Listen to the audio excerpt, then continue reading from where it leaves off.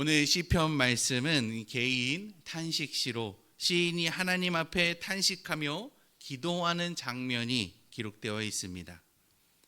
시인은요, 언약의 이름 여호와를 부르는 것으로 부족한 듯이 복수하시는 하나님의 이름을 2번 반복해서 부르고 있습니다. 이는 2가지로 해석할 수 있을 것 같습니다. 하나는 하나님의 침묵에 관한 부르짖음이고, 또 하나는 악한 원수에 대한 분노이죠. 우리는 하나님의 침묵에 대해 자칫 잘못하면 원수에 대한 복수로 이어질 때가 많습니다. 내가 당한 만큼 돌려줘야 한다거나 손해를 보면 안 된다고 생각하는 것이죠. 그러나 시인은요, 원수에 대한 분노는 있어도 복수는 하나님의 손에 맡기고 있음을 볼 수가 있습니다. 이것이 바로 시편에 기록되는 탄식하는 자들의 특징이 또 되는데요. 시편은 이스라엘 민족이 믿음의 여정 가운데 있었던 기도와 감사 그리고 찬양과 경배가 쓰여진 책입니다. 그렇기 때문에 오늘날을 살아가는 우리에게 이 시편의 기도는 삶 속에서 우리가 어떻게 믿음을 지켜야 하는지 잘 알려주는 안내자 역할도 하는 것입니다. 그래서 오늘 시인의 이러한 고백에 우리는 주목할 필요가 있습니다. 과거나 현재나 미래나 계속해서 하나님을 대적하는 자들이 존재합니다. 성경에서는 그런 자들을 향해 교만한 자, 거짓된 자라고 말을 하고 있지요. 그들은 계속해서 하나님을 믿는 자들을 괴롭힙니다. 왜냐하면 어두움 가운데 빛이 비춰지는 것을 싫어하기 때문이죠. 죄가 드러나는 것을 두려워합니다. 그러나 악한 죄 가운데 거하는 자들의 최후는요, 결정되어 있습니다. 하나님의 심판이 있는 것이죠. 오늘 시인은요, 바로 이 점을 신뢰하며 하나님께 호소하고 있는 것입니다. 그래서 시인은 하나님을 땅의 재판관이라고 부르며 악한 자들의 횡포 가운데 자신의 손을 더럽히지 않고 승리하는 기도를 하고 있는 것입니다. 4절에서 시인은 악인들에게 이렇게 말을 합니다.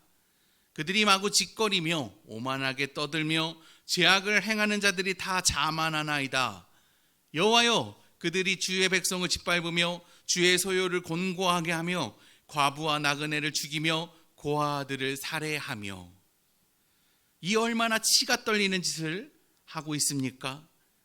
얼마나 교만한지 그 끝을 알 수가 없는데요. 마음대로 짓거린다는 말을 원문으로 보면 불규칙적으로 쏟아내라라는 뜻을 가지고 있습니다. 이는 거짓과 허풍이 난무하고 있다는 것이죠. 입만 열면 거짓과 허풍인 사람들인 것입니다. 그리고 또 한 가지, 그들은 이간질을 합니다. 이리저리 다니며 헛소문을 만들며 다니죠. 이러한 자들의 특징은 분열을 일으킨다는 것입니다.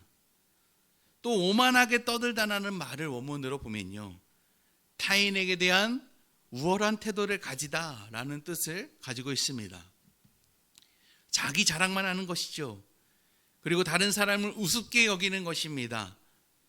이러한 태도를 가진 자가 3절에서 기뻐 날뛴다라고 시인은 말을 합니다.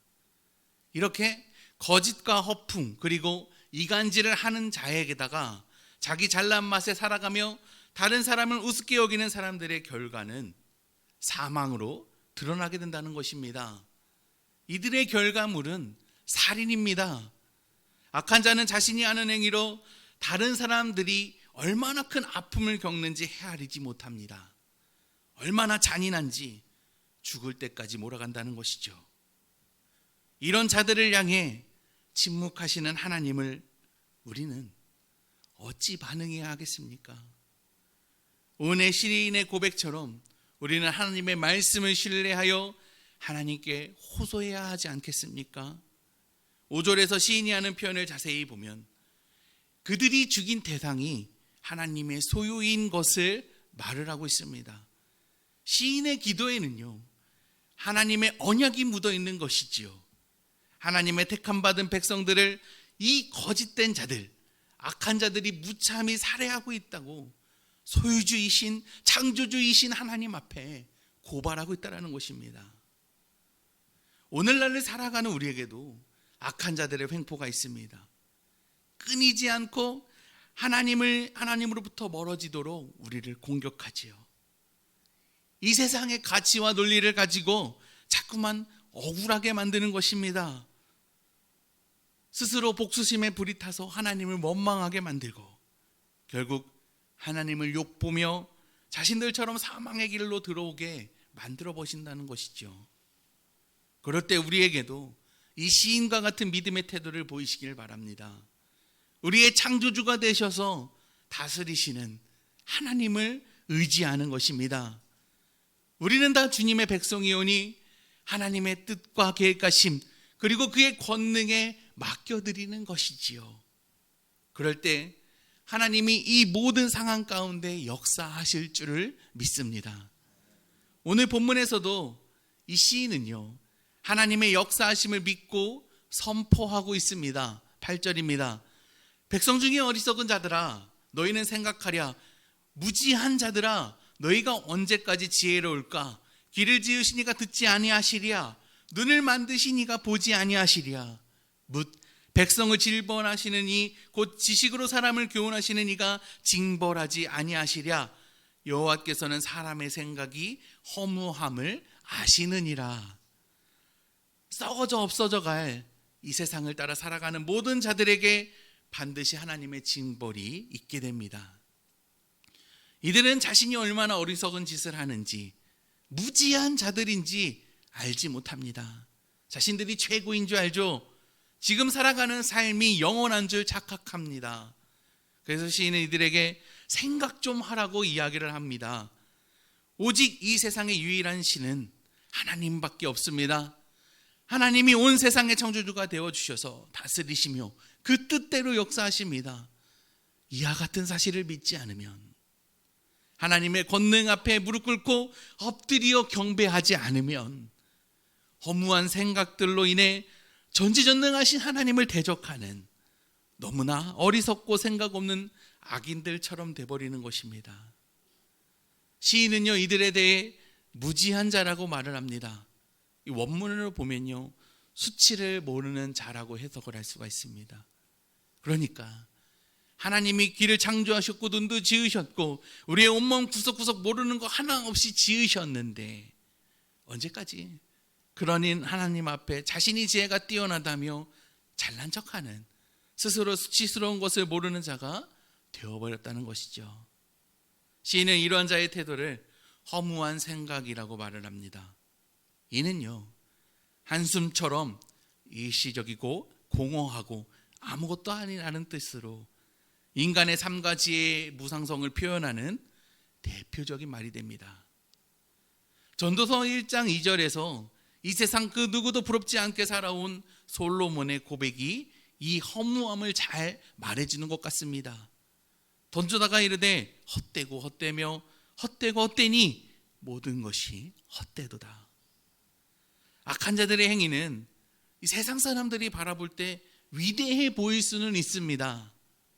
친송하며 존경하며 그들처럼 살아가기 위한 수많은 사람들의 인생의 목표도 되기도 합니다. 그러나 이 모든 것이 한숨처럼 허무한 것임을 잊지 마십시오. 이 세상에 영원한 것은 없습니다. 오직 하나님의 말씀과 그가 다스리는 나라만이 영원합니다. 시인은 이와 같은 사실에 자신의 믿음의 근거를 둡니다. 12절입니다. 여호와여 주로부터 징벌을 받으며 주의 법으로 교훈하심을 받은 자가 복이 있나니 이런 사람에게는 환난의 날을 피하게 하사 악인을 위하여 구덩이를 팔 때까지 평안을 주시리이다. 이 세상의 가르침대로 살아가는 것이 아니라 하나님의 교훈과 책망을 받는 자들, 주님의 훈계와 징계 가운데 살아가는 자들, 그러니까 자신의 몸에 예수의 흔적을 남기며 살아가는 자들에게는 참된 평안이 있을 것이라고 말을 하는 것입니다. 하나님은 자신의 소유된 백성을 외면하지 않으십니다. 그를 끝까지 붙드시며 인도해 가십니다. 시편 1편에서는요, 더 자세하게 이 악인과 의인에 대한 구별을 이렇게 합니다. 복 있는 사람은 악인의 길을 따르지 아니하며 죄인의 길에 들어서지 아니하며 오만한 자들의 자리에 앉지 아니하고 오직 여호와의 율법을 즐거워하여 그 위의 율법을 주야로 묵상하는 자로다. 그러므로 악인들이 심판을 견디지 못하며 죄인들이 의인의 모임에 들지 못하리로다. 무릇 의인의 길은 여호와께서 인정하시나 악인들의 길은 망하리로다. 하나님은 우리를 주의 거룩한 백성으로 삼으셨습니다. 거룩한, 즉 구별된 존재죠. 그렇기 때문에 우리는 하나님의 말씀의 가르침을 따라 살아갑니다. 그래서 우리에게는 이 세상의 모든 것이 헛되고 헛되다는 것에 확신이 있는 것입니다. 이제 시인은 너무나 어리석고 무지한 저들의 악행으로 인해 더 이상 슬퍼하지도 분노하지도 않습니다. 복수의 외침이 아닌 하나님의 신실하심에 따라, 그의 약속하심에 따라 믿음의 선포를 하며 더욱 하나님을 의지하며 경배와 찬양을 올려드리지요. 17절입니다. 여호와여, 여호와께서 내게 도움이 되지 아니하셨다면 내 영혼이 벌써 침묵 속에 잠겼으리로다. 여호와여, 나의 발이 미끄러진다고 말할 때에 주의 인자하심이 나를 붙드셨사오며 내 속에 근심이 많을 때에 주의 위안이 내 영혼을 즐겁게 하시나이다. 여호와는 나의 요새이시오 나의 하나님은 내가 피할 반석이시라.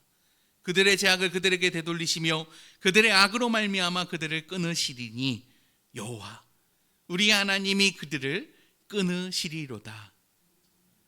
하나님을 믿음으로 인하여 우리에게는 더 심한 고난과 고통이 임하게 됩니다. 왜냐하면 사탄 마귀는 하나님에 대하여 대적하려 하기 때문이죠. 우는 사자와 같이, 굶주린 사자가 먹이를 쫓는 것과 같이 우리를 유혹하기 위해 호신탐탐 노리고 있다라고 말을 합니다. 그러나 오늘 시편 말씀처럼 하나님께 모든 상황과 환경을 맡겨드리십시오. 괴롭고 힘든 마음을 토해내십시오. 인간은 연약하기 때문에 자신의 힘을 의지하려고 하는 순간 무너질 수밖에 없습니다. 우리에게 강력한 무기는 오직 여호와 하나님, 즉 나로 하나님의 영광 가운데 빛나게 하겠다고 하신 그 언약의 말씀임을 기억하시어 악에 대하여 무너지지 마시기 바랍니다. 잠언 21장 31절에서 이렇게 선포합니다. 싸울 날을 위하여 마병을 예비하거니와 이김은 여호와께 있느니라. 우리는 연약한 육신을 가지고 끝까지 하나님 말씀을 붙잡고 믿음으로 인내하는 것밖에 할 수가 없습니다. 그러나 이것이 강력한 역사를 이루어 감을 여호와 하나님이 승리를 주시는 길임을 믿으시기 바랍니다. 여호와께 모든 전쟁이 속해 있음을 믿고 신뢰하시기를 바랍니다. 말씀을 맺겠습니다. 오늘 시인은요, 악인의 행한 악한 행위를 보고 분노하며 하나님께 부르짖습니다. 그는 자신의 분노를 가지고 악인을 향해 부르짖기는 하지만 복수는 하지 않죠. 똑같이 행동하지 않습니다. 여호와 하나님을 바라보며 그가 행하실 놀라운 일을 기대하며 선포하는 것이죠. 우리의 삶 속에서도 이러한 고난은 마지막 날까지 계속 있을 것입니다. 그때마다 때에 따라 도우시는 여호와 하나님을 신뢰하시기를 바랍니다. 우리의 피할 처소가 되어주시고 요새가 되어주시고 반석이 되어주실 것입니다. 반드시 악인들에게서 끊어지게 할 것입니다. 기도하겠습니다. 싸울 날을 위하여 마병을 예배하거니와 이김은 여호와께 있느니라. 우리의 참된 소망이 되어주시며 믿음의 방패시요 요새시요 반석이 되어주시는 하나님을 찬양합니다. 전능하신 하나님 아버지, 오늘날을 살아가는 주의 백성들을 기억하여 주시옵소서. 이 세상 수많은 죄악들이 우리를 유혹하며 시험에 들게 합니다. 주여, 넉넉히 이길 힘과 지혜를 주시고 행여 악한 자에게 고난을 당하고 있다면 하나님 다 기억하시어 그 뜻대로 승리에 가시리라 믿고 의지하게 하여 주시옵소서. 그리하여 이 세상이 가져다 주지 못하는 평안과 기쁨이 차고 넘치게 하시고 매 순간 하나님이 하신 일로 감사와 찬양이 흘러넘치게 하여 주시옵소서. 오늘도 하나님의 말씀 안에 살아가며 그의 흔적을 내 몸에 새깁니다. 모든 시간 모든 순간 하나님의 영광이 가득하게 하여 주시옵소서. 예수님의 이름으로 기도합니다. 아멘.